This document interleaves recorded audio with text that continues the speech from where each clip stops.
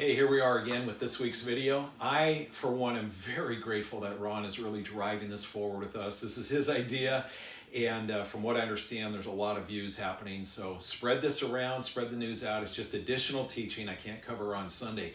But as I've been talking about paradise and heaven and the life to come, I've been addressed by a few of you with questions that as I'm drawing out passages out of Revelation, some are saying, yeah, but isn't that happening during the tribulation or during the millennial reign of Christ? And I think what's important is this series, I never wanted to make it about the timeline of the tribulation and millennial. I wanted to make it about the location and the identification of paradise, heaven, Hades, and hell.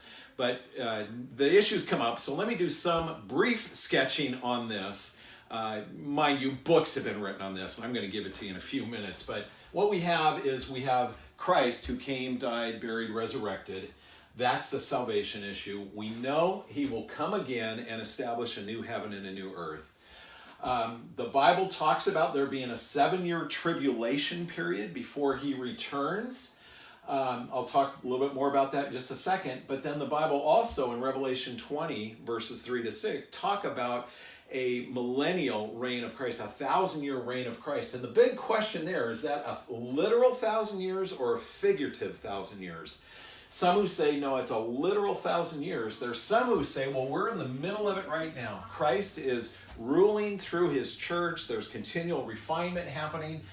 It's pre-millennial reign before the tribulation. Others say, no, after the tribulation, that's when the 1,000-year reign is going to happen.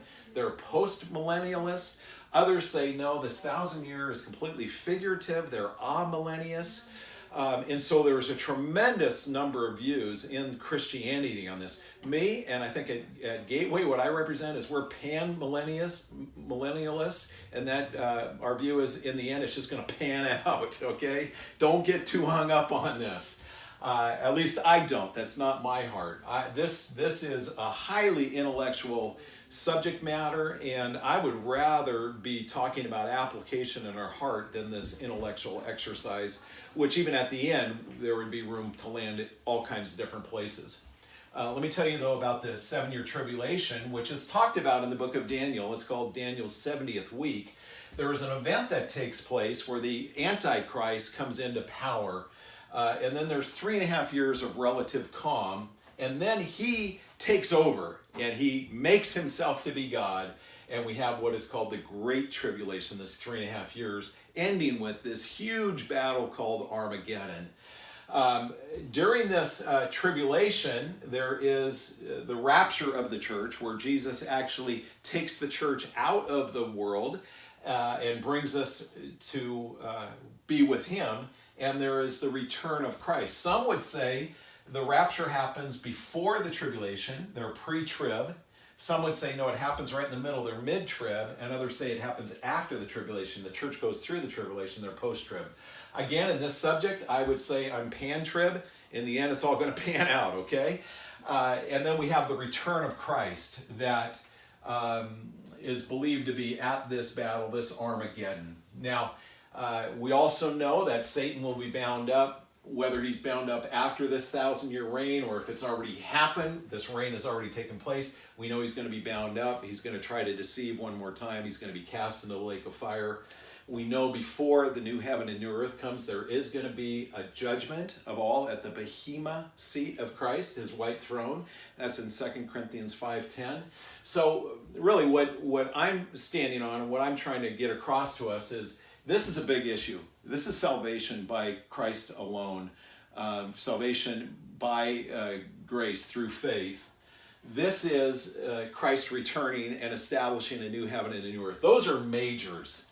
The rest of this, when all this happens, it's divisive. I view it as more of a minor issue. I'm not going to get hung up on that. Don't allow yourself either. My teaching is about the place called paradise, the place called heaven, the place called hell.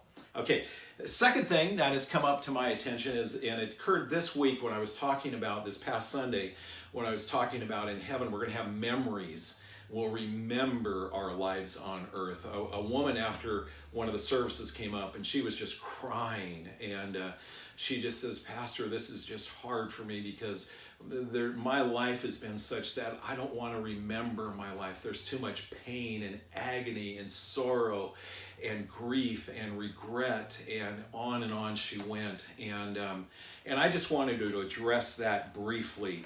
We see that Jesus said about our memories, and this is in Matthew 12 at verse 36, says, I tell you that everyone will have to give an account on the day of judgment for every empty word they have spoken. For by your words you will be acquitted, and by your words you will be condemned. So it really speaks to, we will have very clear memories, sharp memories. I know when I look on my past, there are clearly regrets and things that bring me shame. So how is this reconciled in heaven? We know that the psalmist wrote this in Psalm 56 verse 8. He said to the Lord, record my misery, list my tears on your scroll. Are they not in your record? God knows, the sorrow that I feel for past actions and attitudes and things I've done. He knows that. And he's got them stored up, recorded. Other places it talks about our tears in our vial that God has stored up for us. So he's aware of that. But we have this great hope and promise given to us in Isaiah 25, where he says this about the Lord, a prophetic word. He will swallow up death forever. This is Isaiah 25:8. The sovereign Lord will wipe away the tears from all the faces. He will remove his people's disgrace from all the earth. The Lord has spoken. So somehow, and this is beyond my ability, and I think our ability to think this way, but whatever shame we carry with us, wherever guilt, that no matter how far back it goes, we know this, that in heaven our happiness is not based on ignorance, that we won't recall this. It's going to be based on perspective. God will give us a perspective that all the shame will be wiped away, and I believe he's going to do it in such a way that all the glory goes to him for the amazing work he's done in our life. That's what I wanted to share with you this week. Thanks for tuning in. Spread this word, okay? Thanks.